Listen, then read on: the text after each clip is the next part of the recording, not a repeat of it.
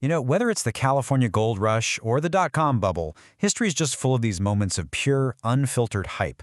And it turns out the AI revolution that we're all living through right now, well, it's following a playbook that was written over 150 years ago. So let's just start with a number, a really, really big one, $7 trillion. To put that into perspective for you, that's more than the entire economy of Japan. This is, without a doubt, the single biggest technological gamble in human history. Billions are being poured in, but the returns? Well, that's where the story gets really interesting. Okay, so here's the paradox, right? Sam Altman, the CEO of OpenAI, the company behind ChatGPT, has openly said that their main subscription product actually loses money on every single customer. Think about that. The more popular they get, the more cash they burn. And yet, their valuation just keeps going up and up. So you gotta ask, right? With all this uncertainty and all this cash flying around, there has to be a safe bet, doesn't there? Well, the answer isn't in some crystal ball predicting the future of AI. It's actually in understanding the simple, kind of brutal logic of the past. All right, let's do it. Let's rewind the clock all the way back to the original gold rush, because the blueprint for how to win in today's world was actually written back in 1849. So picture this. Gold is discovered in a California river. And within months, over 300,000 people, they called them the 49ers, just dropped everything. They abandoned their jobs, their families, and frankly, their common sense to rush out west and dig for treasure. And for the vast majority, they found absolutely nothing. But there was this one guy, Sam Brennan, and he became California's very first millionaire. Here's the kicker. He didn't find a single flake of gold. His strategy was just pure genius. He went out and bought every single pickaxe, shovel, and pan in San Francisco. So when all those hopeful prospectors showed up, guess who the only supplier was? He sold them their tools at a 1,000% markup. And this right here, this brilliantly illustrates the core idea of this whole explainer, the shovel seller's playbook.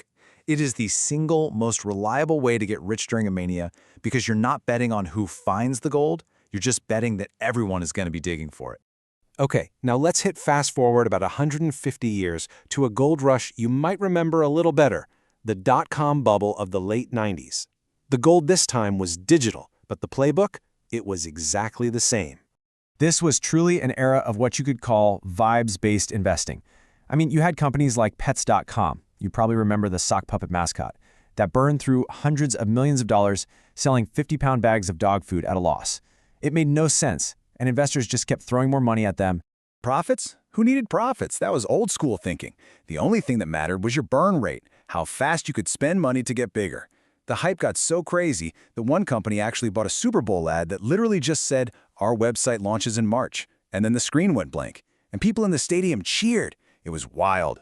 And then, just as fast as it started, the party was over. The NASDAQ, which was the symbol of this unstoppable tech boom, just plummeted. It fell 78%. Over $1.7 trillion in value just evaporated. More than half of all the dot-com companies went out of business, their expensive office foosball tables ending up on the curb. Which, of course, brings us right back to today. We're seeing the same patterns play out, but this time, the scale is so much bigger. So in this new AI gold rush, who are the prospectors? And more importantly, who's selling the shovels?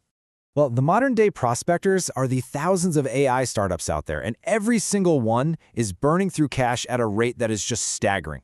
We're talking about companies spending over $1.1 million a month, not to buy the computers, but just to rent the computing power they need to train their models. And who are they paying all that rent to? Well, they're paying it to the ultimate shovel seller of the AI revolution, a company called NVIDIA, run by its now famous leather jacket-wearing CEO, Jensen Huang. See, NVIDIA sells the one essential tool you need for AI, the GPU, or Graphics Processing Unit. Now, these chips were originally designed for one thing, making video games look incredible, rendering every scale on a dragon's back. But it turned out, almost by a complete accident of history, that the exact same process is perfect for training artificial intelligence. Now, to really get why this is such a game changer, think of it this way. A normal computer's brain, a CPU, is like a single genius trying to solve one really complex problem. A GPU, on the other hand, is like 1,000 students all doing a simple math problem at the exact same time. That parallel power, that's the secret sauce. That's what lets you build something like ChatGPT. So by becoming the only real supplier of these essential digital shovels, NVIDIA's valuation has just exploded past $3 trillion. They own the fundamental infrastructure of the AI age. It doesn't matter to them which AI startups win or which ones fail, because all of them, they all have to buy their shovels from NVIDIA. But wait, there's one final really crucial twist to this whole story. Because even after a gold rush ends and all the prospectors go home broke, something incredibly valuable gets left behind. This is the hidden legacy of every single hype cycle. First, the bubble bursts and the speculators get wiped out. But second, the infrastructure they all paid for, all those servers, all that fiber optic cable, it's still there. And this allows a third wave, a new generation of builders, to come in and create the real revolution. Companies like Facebook, YouTube, the iPhone, they were all built on the ruins, on the cheap infrastructure left over from that first dot-com boom. So the crucial point is this: the winners in the long run are rarely the ones caught up in all the hype. The survivors of the dot-com crash, companies like Amazon and Google, they weren't throwing the lavish parties. They were just quietly, methodically building real businesses with real customers and, eventually, real profits. Which leaves us with one final question. As we watch this new multi-trillion-dollar gold rush unfold around us, history is giving us a clear lesson here. The question isn't which AI model is going to win. The real question is, are you betting on the gold, or are you betting on the people selling the shovels?